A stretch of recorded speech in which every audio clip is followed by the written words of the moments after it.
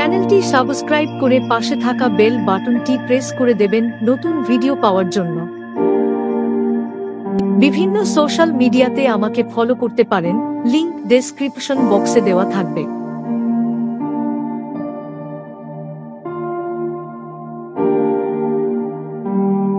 ভারতীয় সংবিধানের ধারা 4 বিস্তারিত বিশ্লেষণ।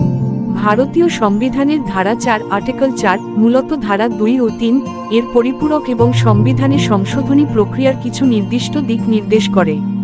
এটি বিশেষভাবে গুরুত্বপূর্ণ কারণ এটি নতুন রাজ্য গঠন বা বিদ্যমান রাজ্যের সীমানা পরিবর্তন সম্পর্কিত আইনের সংশোধনকে সংবিধানের সংশোধন কনস্টিটিউশনাল অ্যামেন্ডমেন্ট হিসেবে গণ্য করবে কিনা সেই প্রশ্নের সমাধান দেয়। ধারা 4 এর মূল বিষয়বস্তু।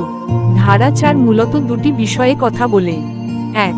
ধারা 2 এর অধীনে নতুন রাজ্যকে ভারতের মধ্যে অন্তর্ভুক্ত করার ক্ষেত্রে সংশোধন। 2. ধারা 3 এর অধীনে নতুন রাজ্য গঠন, বিদ্যমান রাজ্যের সীমানা পরিবর্তন বা নাম পরিবর্তনের ক্ষেত্রে সংশোধন। এটি স্পষ্টভাবে বলে যে যখনই সংসদ ধারা 2 বা 3 এর অধীনে নতুন রাজ্য সংযোজন বা রাজ্যের সীমানা পরিবর্তনের জন্য আইন প্রণয়ন করবে, তখন সেটি সংবিধানের প্রথম তফসিল ফার্স্ট শেডিউল বা চতুর্থ তফসিল ফোর্থ শেডিউল এ পরিবর্তন আনতে পারে।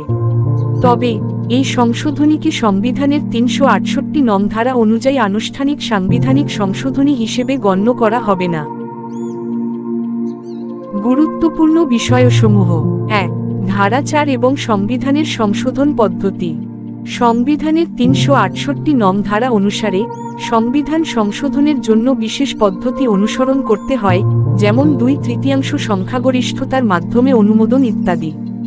কিন্তু ধারা 4 স্পষ্ট করে যে রাজ্য গঠন বা সীমানা পরিবর্তন বিষয়ক সংশোধনকে সংবিধান সংশোধনী হিসেবে গণ্য করা হবে না এবং এটি সাধারণ সংসদীয় আইন প্রণয়নের মাধ্যমে সম্পন্ন করা যাবে। 2. প্রভাব ও প্রয়োগ। এটি সংসদকে আরও বেশি ক্ষমতা দেয় যাতে তারা রাজ্য পুনর্গঠন জন্য সহজভাবে আইন প্রণয়ন করতে পারে। সংবিধানের প্রথম তফসিলে পরিবর্তন আনলে নতুন রাজ্যের নাম ও সীমানা যুক্ত করা যায়।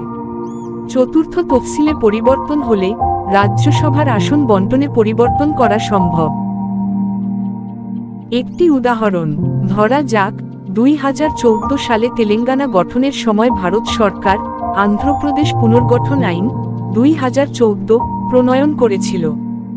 এই আইনটি সংবিধানের ধারা 3 ও 4 এর অধীনে তৈরি করা হয়েছিল। নতুন রাজ্য তৈরির জন্য প্রথম তফসিলে সংশোধন করা হয়েছিল, তবে এটি সংবিধানের 368 ধারা অনুযায়ী আনুষ্ঠানিক সংশোধনী কনস্টিটিউশনাল অ্যামেন্ডমেন্ট হিসেবে গণ্য করা হয়নি। উপসংহার। ভারতীয় সংবিধানের ধারা 4 সংসদকে রাজ্য পুনর্গঠন সংক্রান্ত আইনের ক্ষেত্রে বিশেষ সুবিধা প্রদান করে। এটি নিশ্চিত করে যে সংবিধানের নির্দিষ্ট অংশ সংশোধিত হলেও তা আনুষ্ঠানিক সাংবিধানিক সংশোধন হিসেবে গণ্য হবে না। এর ফলে সংবিধান পরিবর্তন ছাড়াই ভারত সরকার নতুন রাজ্য তৈরি করতে পারে বা রাজ্যের সীমানা পরিবর্তন করতে পারে।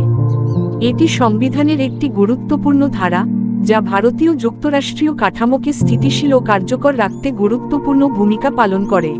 ভিডিওটি ভালো লাগলে লাইক করে শেয়ার করে দেবেন।